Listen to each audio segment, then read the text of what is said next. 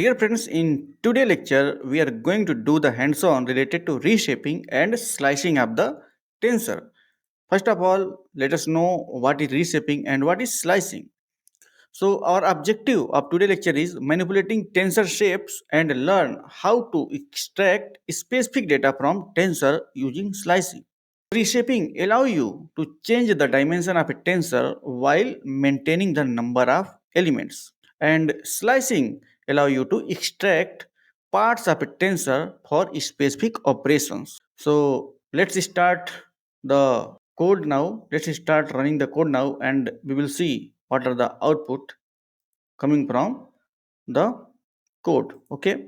So our first line of code is reshaping a tensor, and we have created a variable named tensor underscore reshape is equal to tf.constant, and here I have created a tensor.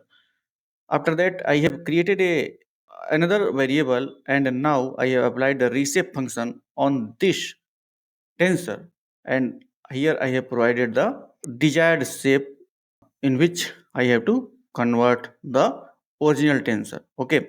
So in fourth line of code, I have asked to print the original tensor, and in next line of code, I have asked to reshape to print the reshaped tensor. Okay. So let's run this code now and see what is the output. So our original tensor is this one 1 2 3 4 5 6. This means it's 2 by 3. The shape of our tensor is 2 by 3 means 2 rows and 3 column. In first row 1, 2, 3, and in second row 4, 5, 6. And d type is integer 32. Okay, now what I have done, I have tried to reshape my original tensor. And what I have asked to change the shape of my tensor means 3 rows and 2 column, and my original tensor have 2 rows and 3 column.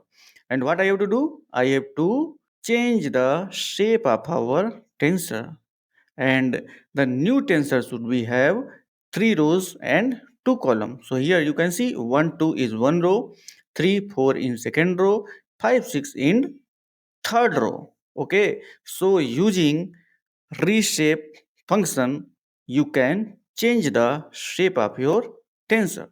Okay, now we should move towards slicing. So here we have created a tensor, a matrix using tf.constant 1 2 3 4 5 6. This matrix having 3 rows and 2 column. Okay, now what I have done, slice, I have tried to slice some parts from my matrix. So slice matrix 1 comma colon. Yeah, this means I have to slice the second row. Okay, so first element is showing row and second element is showing column. Okay, this means if we will start from 0 index, so 0 1 means second row and all column will come to us. Okay, so what we have to slice? Second row only. And in slice 2, what we have to slice? Second column. Okay. So let's print our code and let's see what are the output we are getting in slicing. Okay.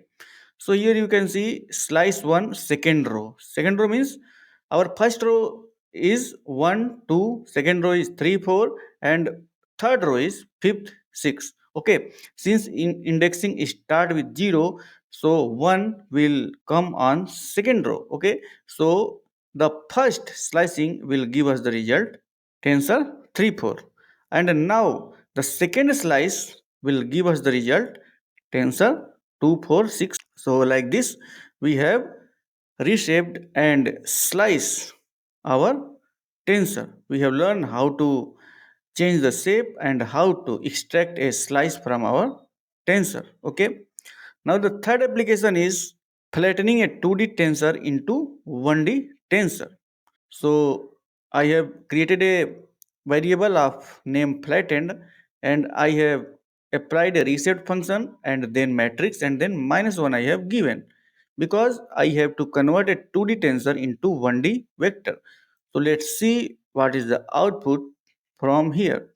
So you can see I have initially 3 rows and 2 column. Now it's converted into one dimension, one dimension vector only. Okay, it's converted into one dimension vector. So using reshape function, I can also flatten my tensor into one dimension.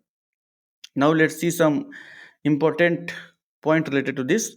So reshaping allow you to convert tensors into different shapes without changing their underlying data. And slicing lets you extract section of a tensor, which is useful in tasks like processing batches of data or selecting features of data. And what is flattening? Flattening is often used in neural network before feeding data into dense layer. Okay, so this is all about reshaping, slicing, and flattening. See you soon in the next chapter with concatenating the tensor. We will see how we will concatenate the tensor in next lecture. Till then, keep exploring and keep learning machine learning and deep learning.